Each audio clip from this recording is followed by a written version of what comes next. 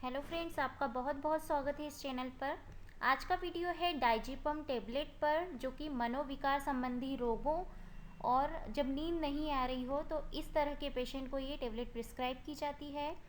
आज इसकी पूरी जानकारी देखेंगे इस वीडियो में कि इसके और भी क्या क्या उपयोग हैं, कितना डोज दिया जा सकता है और क्या क्या ब्रांड नेम से अवेलेबल होती है ये टेबलेट, और लेने के बाद किस तरह से साइड इफ़ेक्ट सामने आएंगे, काम करने का तरीका क्या होता है और किस किस पेशेंट को ये टेबलेट प्रिस्क्राइब नहीं की जाती, यानी कि इसके कंट्राइंडिकेशन क्या क्या हैं, और इसकी जो एक्सपर्ट के द्वारा वार्निंग दी गई है या जो सावधानियां दी गई है वो हम देखेंगे। तो अगर आप चाहते हैं कि इसी तरह के और भी वीडियोस आपके पास आते रहें तो आप इस चैनल को सब्सक्राइब ज़रूर कर दीजिए, बेल नोटिफिकेशन ऑन कर दीजिए। डाइजीपम टेबलेट के उपयोग देख लेते हैं। जो डाइजीपम टेबलेट है उसका उपयोग मुख्य तौर पर जब चिंता होती है या मनोविकार संबंधी कोई रोग है, अनिद्रा है यानी कि इंसोमिया भी जिसे कहा जाता है, जब पेशेंट को नींद नहीं आती है, या जो किसी पेशेंट को अल्कोहल के सेवन से उसने अचानक रोक दिया है अल्कोहल का सेवन, तो उससे उत्पन्न जो लक्षण है उसके उपचार में भी इसका उपयोग किया जाता है, डॉक्टर प्रिस्क्राइब करते हैं।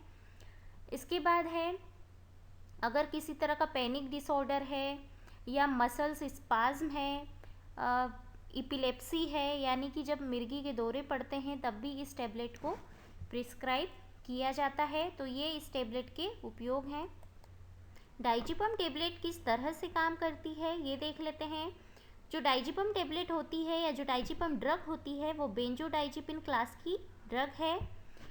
डाइजीपम टेबलेट जब हम लेते हैं तो ये ब्रेन की नर्व सेल की जो ओवर एक्टिविटी होती है या जो एबनॉर्मल एक्टिविटी होती है इसको कंट्रोल करने वाला गावा केमिकल मैसेंजर होता है।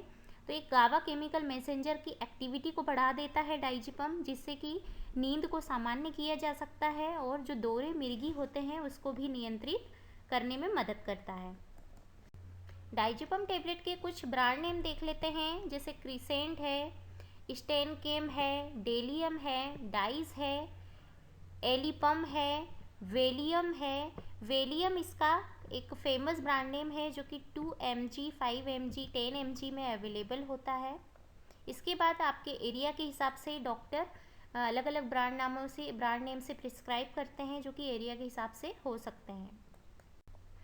अब हम इस टेबलेट के कुछ साइड इफ़ेक्ट देख लेते हैं। जो कॉमन साइड इफ़ेक्ट है वो सामने आते हैं। ड्रॉजीनेस यानी नींद सी आ सकती है, चक्कर आ सकते हैं, थकान लग सकती है, मसल्स वीकनेस हो सकती है, हेडेक हो सकता है, ट्रेमर यानी दौरे भी पड़ सकते हैं, चक्कर आ सकते हैं, ड्राई माउथ की समस्या हो सकती है, नोज़िया और कॉन्स्टिपेशन की समस्या हो सकती है।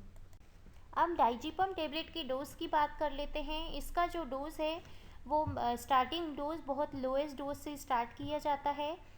इसके बाद धीरे धीरे इसका डोज बढ़ाया जाता है डॉक्टर के द्वारा, जो कि पेशेंट के टॉलरेंस के ऊपर डिपेंड करता है कि कितना टॉलरेट कर पा रहे हैं। एडल्ट डोज है इसका 18 से 64 साल के लिए। वो स्टार्टिंग डोज होता है 2 mg से 10 mg, जो कि एक दिन में 3 से 4 बार दिया जाता है। इसका जो चाइल्ड डोज है यानी 6 साल से 17 साल तक के लिए स्टार्टिंग डोज 1 mg से 2.5 mg दिया जाता है। ये दिन में 3 से 4 बार दिया जाता है। इसके बाद अगर सीनियर डोजेस की बात करें, यानी कि जो ओल्ड पर्सन है 65 एज से ऊपर के, उनके लिए स्टार्टिंग डोज 2 mg से 2.5 mg तक के लिए दिया जाता है, जो कि दिन में 1 या 2 बार लेना होता है। अब डाइजीपम टेबलेट के कुछ ड्रग इंटरेक्शन देख लेते हैं, यानी डाइजीपम टेबलेट के साथ में अदर ड्रग लेने से क्या क्या इफेक्ट हो सकता है। तो अगर अल्कोहल लिया है तो इसके साथ में डाइजीपम टेबलेट बिल्कुल ना लें। एनेस्थेटिक दवाइयों को ना लें। एंटी कन्वल्सेंट जो ड्रग होती है उन्हें भी नहीं लें।